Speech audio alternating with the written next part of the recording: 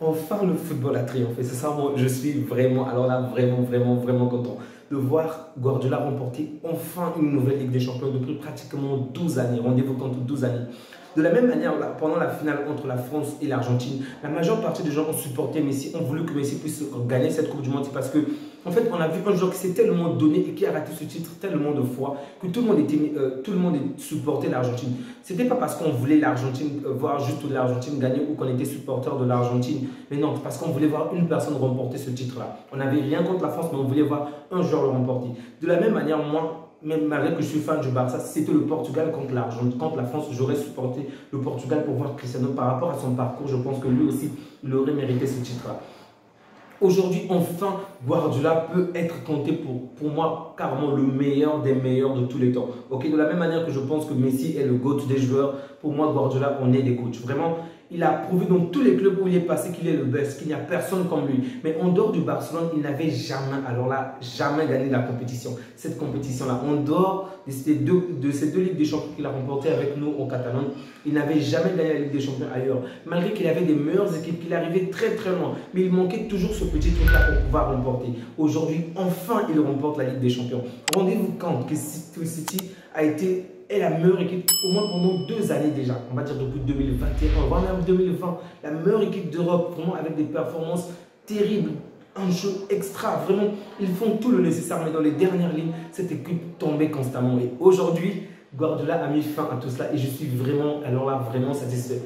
C'est vrai que je suis un peu déçu par rapport à la performance du match, je dois vous l'avouer. J'étais vraiment déçu, particulièrement en première période. Ça me mettait tellement en colère de voir ce genre de performance. Mais aujourd'hui, je suis vraiment satisfait.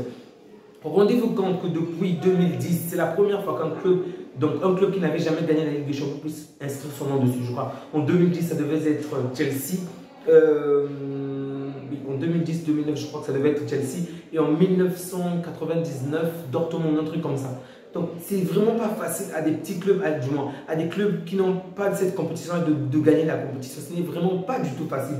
Mais là, grâce à Guardiola, City peut maintenant figurer parmi les tops des clubs. Ce qui est une manière vraiment pour faire un coucou aux Qataris qui ne parviennent toujours pas à faire la différence, qui n'accordent vraiment pas leur confiance à un coach qui va bâtir un plan à une longue durée. On l'a vu avec Guardiola, 6 années, regardez, 6 années. En gagnant ce titre-là, on va carrément balayer les 5 années qu'il a perdu la Ligue des Champions. Il est arrivé finaliste en 2021, demi-finaliste, je crois, en 2022.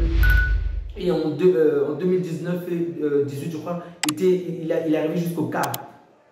Si c'était au Paris Saint-Germain, on l'aurait déjà viré après la 3e ou 4e année. Mais non, City l'a fait confiance et il est arrivé jusqu'en finale. Il a remporté. Vraiment, bravo à Guardiola. Je suis vraiment satisfait. Il m'a fait tellement peur avec ce genre de classement. Pendant le match, je me disais, fais rentrer Alvarez, ce petit qui claque, qui fait la différence tellement de fois. Mais non, lui-même ne l'a même pas fait jouer. Même pas jusqu'à la fin. Sincèrement, les seuls joueurs qui ont été remplacés, vous sentez que c'est parce qu'ils étaient fatigués, blessés. Sinon, le mec aurait gardé le même 11 jusqu'à la fin. J'étais vraiment en colère contre Ederson lors de la première période parce qu'il faut le dire, il a vraiment été nul. Il faut le dire, c'est vraiment nul, en dessous de tout.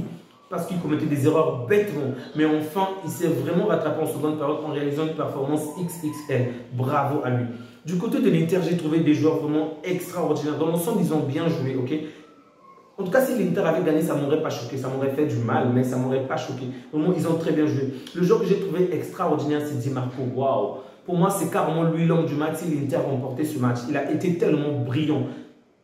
Offensivement, défensivement, waouh, il était partout. Vraiment, je l'ai trouvé extraordinaire. Vraiment extraordinaire. Sans oublier Onana.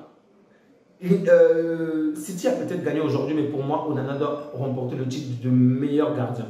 Je ne sais pas à quel moment vous allez voir cette vidéo, mais pour moi, Onana est de loin le meilleur gardien de cette compétition. Donc, vraiment, qu'on lui donne directement le gant parce que ce qu'il a fait pendant toute la compétition est juste extraordinaire. Du côté de City, on a eu que 5 buts encaissés, mais il faut le dire, la défense est très bonne, la défense est très forte. Donc, c'est aussi l'une des raisons pour laquelle City n'a pas pris plusieurs buts. Tandis que du côté de l'Inter, certes, la défense est bonne, mais le gardien a réalisé tellement de bonnes performances que même avec cette défense-là, l'Inter aurait pu prendre beaucoup plus de buts. Vraiment, bravo, bravo, bravo à Guardiola. Je suis tellement heureux, je vais profiter de cette journée. Alors, je vais m'arrêter là, il y a tellement de choses à dire, mais peut-être qu'avec du temps, je vais prendre un peu de temps, un peu de recul, ok, pour débriefer ce match autrement. Mais pour l'instant, je suis vraiment alors là, content et je vais profiter de la cérémonie qui se passe en ce moment pour célébrer ce moment avec les Citizens. Merci à vous qui prenez le temps de liker, de vous abonner, de continuer à soutenir la chaîne, ça fait toujours plaisir.